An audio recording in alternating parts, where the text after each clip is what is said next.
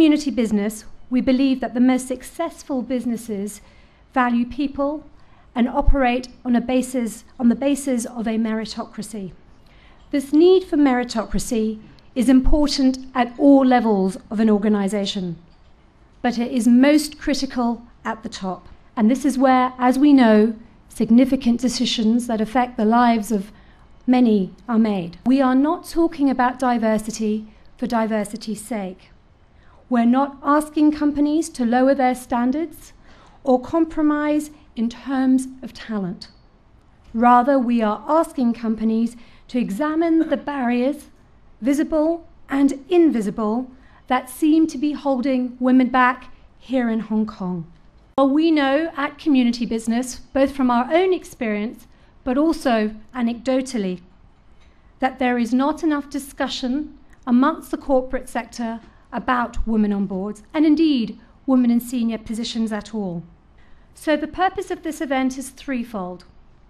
Number one, we want to bring the debate to Hong Kong, and that's why we are having this executive forum. This debate, as you know, is taking place in many parts of the world as we speak. Number two, we want to create awareness about the subject of women in senior positions, and hence our research. And thirdly, fundamentally, we need to listen and we need to learn from our friends from overseas, but also from people in prominent roles here in Hong Kong, so that we as a community in Hong Kong, the various stakeholders, can come together after this and consider an action plan of some sort.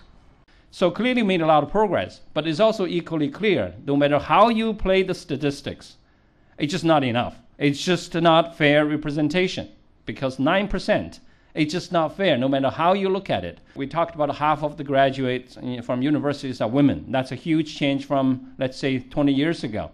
And we need that base to move up in order for this top, because the pyramid, when you have a larger base of the pyramid, the tip of the pyramid can move higher. So we do need a larger number of women professionals and becoming leaders and ultimately moving to the boardroom. We're not the one who make decisions to make it happen. Among many of the things we're going to do is to make sure men show up in events like this and listen and hear. I thought talking about the level of representation of women on boards reflect the sophistication level of Hong Kong, its status in the world, and the expectation from the international community of this very place. We are not a young bank, we are an old bank, but we need to stay young because of the markets that we operate in are very fast changing. For us to stay young or to rejuvenate ourselves, one of the ways that we do it is through diversity and inclusion. We want to reflect through our workforce the client's profile as well as our market's diversity. Talking about the report finding, now 9% is squarely on our head. The issue is how could we do better? I think there are a few things that they need to open their eyes about.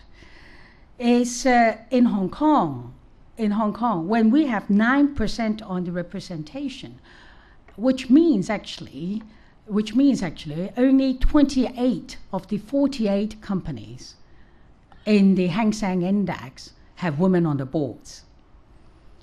And if you look at the world, the Western countries, they're all in the double digits. Like some of the places are lower, some of the places are much higher.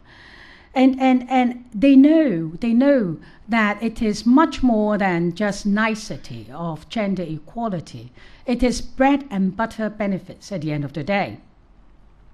So for us, the Hong Kong smart entrepreneurs, they really need to ponder on this point. This is too important a business subject that Hong Kong could afford to be oblivious about. But it must be a sign that the community is concerned, the community is starting to be engaged.